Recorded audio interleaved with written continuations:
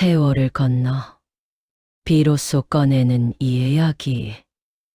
오늘도 당신의 곁에서 조용히 시작합니다. 꽃집 문을 닫고 나면 저녁은 늘 고요했습니다. 오늘도 꽃들은 말이 없구나. 시든 잎사귀를 톡톡 털어내며 혼잣말을 중얼거렸습니다. 그때였습니다. 현관 한쪽에 덩그러니 놓인 택배 상자가 눈에 들어왔죠. 김민준이라는 사위의 이름이 또박또박 적혀 있었습니다. 열어봐선 안 되는데 머릿속으론 그렇게 생각하면서도 손은 이미 테이프를 뜯고 있었습니다. 바스락 봉투 속에서 낡은 서류들이 쏟아져 나왔습니다. 수술 기록지, 빛바랜 사진들, 그리고 떨리는 손으로 메모 한 장을 펼쳤습니다. 이게 대체 무슨... 글씨가 흔들렸습니다. 아니, 제 손이 흔들리고 있었습니다. 딸 승희가 떠난 뒤 우리는 서로 멀어졌다고만 생각했습니다. 그저 어색하게 명절에나 얼굴 보는 사이가 되어버렸다고요. 그런데 이 메모에는 3년이라는 시간 동안 그가 저를 조용히 지켜봐왔다는 흔적들이 빼곡했습니다. 어머님께서 요즘 많이 외로워 보이십니다. 오늘도 꽃집 불이 늦게까지 켜져 있더군요. 가슴이 쿵 내려앉았습니다. 민준이가 날 이렇게... 텅 빈 거실에 제 목소리만 맴돌았습니다. 딸아, 엄마는 오늘도 내 방 앞을 지나쳤어. 내가 떠난 뒤 이 집엔 시계 소리만 남았단다. 숨 쉬는 게 미안했고 웃는 게 죄스러웠어. 그때 내 남편이 왔지. 처음엔 그저 내 흔적을 찾으러 온 사람인 줄만 알았어. 우리는 내 이야기를 했어. 내가 좋아하던 음식, 내가 자주 하던 말투.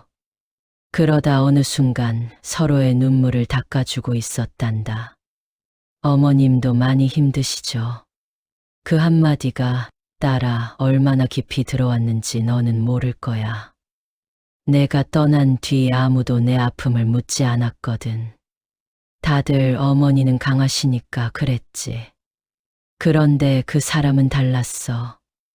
내가 무너져도 괜찮다고 울어도 된다고 했어. 그의 손이 내 어깨를 감쌌을 때 나는 오랜만에 기댈 곳을 찾은 것 같았어. 괜찮아요라는 그 목소리가 얼어붙은 가슴을 녹였지. 우리는 자주 만났어. 차를 마시고 산책을 하고 때론 말없이 앉아 있었어. 어느 날 그가 내 손을 잡았어. 그 순간 알았어. 이건 단순한 위로가 아니라는 걸. 우리가 선을 넘고 있다는 걸. 밤마다 생각해. 내가 보고 있을까? 용서할 수 있을까? 그 사람의 전화가 올 때마다 가슴이 뛰는 내가 부끄러워. 동시에 그 없인 하루도 견딜 수 없는 내가 무서워. 나는 내 엄마야, 딸아. 그런데 오늘도 그의 연락을 기다리고 있어. 받을 거야. 그러면서도 무너질 거야.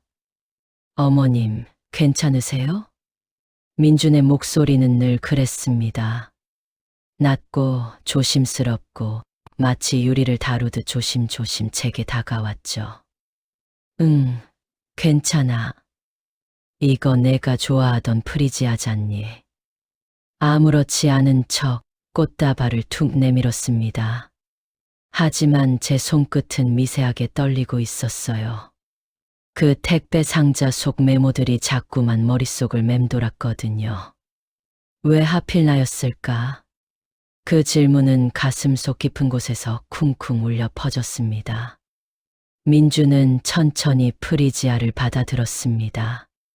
그러더니 한참을 말없이 꽃잎을 쓰다듬었어요.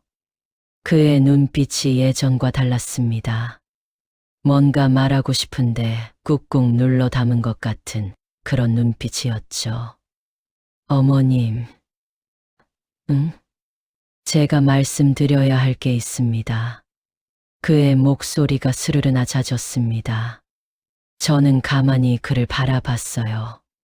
창밖으로 저녁 햇살이 사르르 스며들고 꽃향기가 은은하게 퍼져나갔습니다. 5년 전 일입니다. 제가 수술을 받았었어요. 수술. 네. 승희도 몰랐던 일이에요. 승희. 제 딸의 이름을 부르는 그의 입술이 파르르 떨렸습니다. 저도 모르게 가슴 한쪽이 찌릿했어요. 왜 말 안 했어? 말할 수가 없었어요. 당시엔 제 몸이 어떻게 될지도 몰랐고 승희한테 걱정 끼치고 싶지 않았으니까요. 그는 천천히, 아주 천천히 말을 이어갔습니다.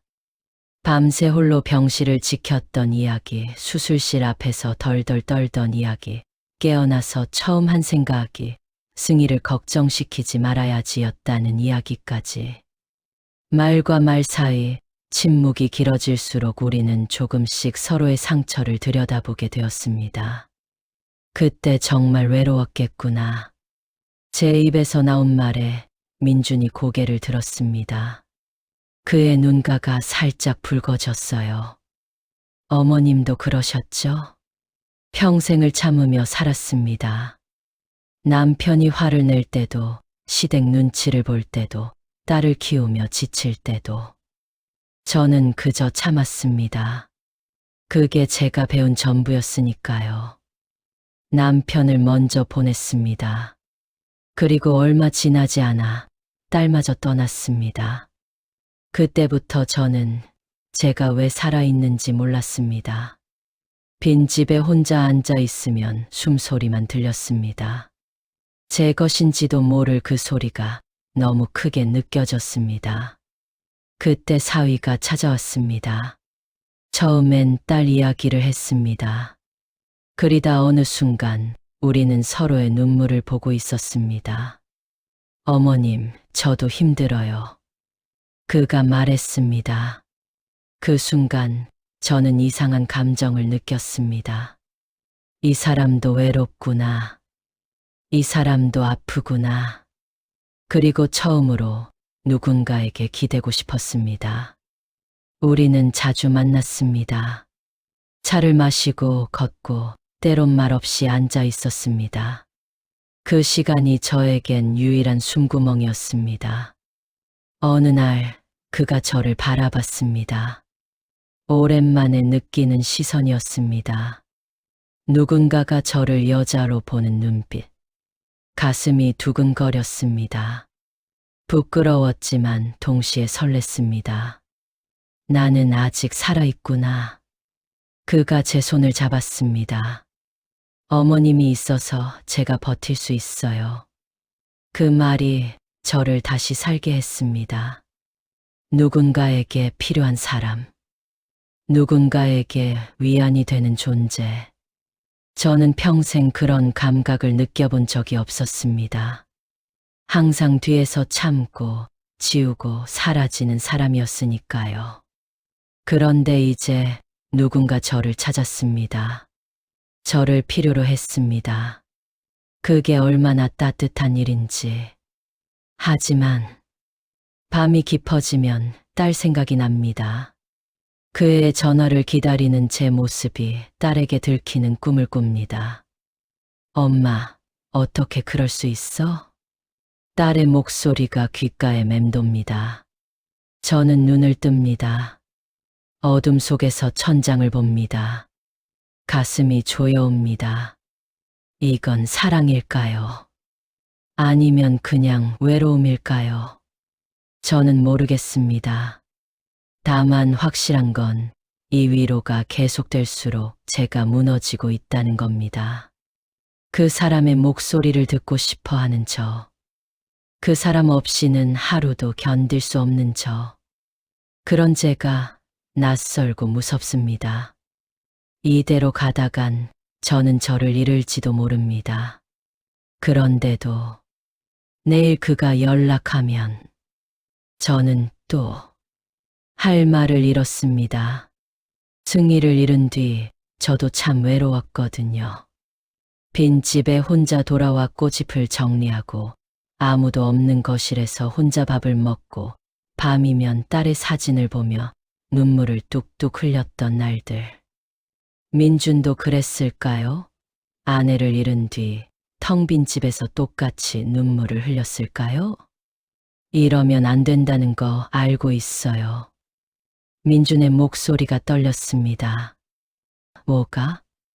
이렇게 어머님께 기대는 것, 어머님을 찾아오는 것, 어머님과 함께 있으면 숨이 좀 쉬어진다는 걸 느끼는 것 다 잘못된 거잖아요. 그는 주먹을 꽉 쥐었습니다. 하얗게 질린 손등 위로 핏줄이 퍼렇게 솟아올랐어요.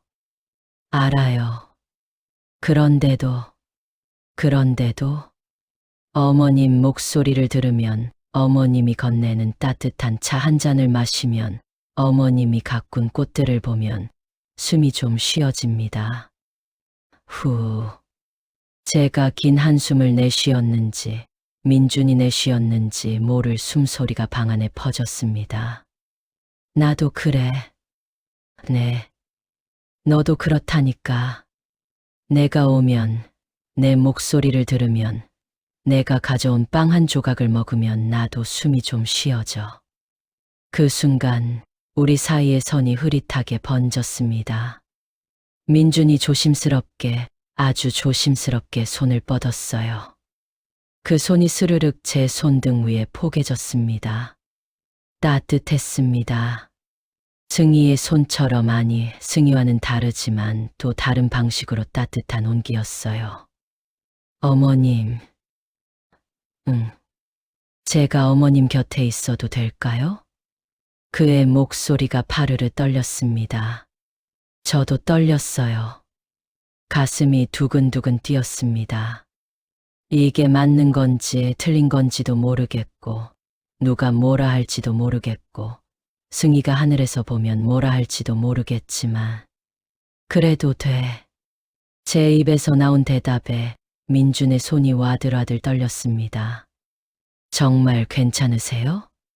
괜찮아. 아니, 괜찮지 않을 수도 있어. 근데 그래도 돼. 손을 잡았습니다. 아니, 손을 잡혔습니다. 위로가 감정이 되어 스르르 스며들었고 그 감정은 어느새 가슴을 꽉 안아버렸습니다. 창밖으로 저녁 노을이 붉게 물들었어요.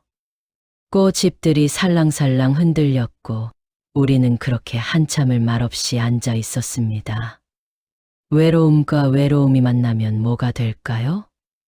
어쩌면 우리는 그 답을 천천히 조심스럽게 함께 찾아가는 중인지도 모르겠습니다. 변명하려는 게 아닙니다.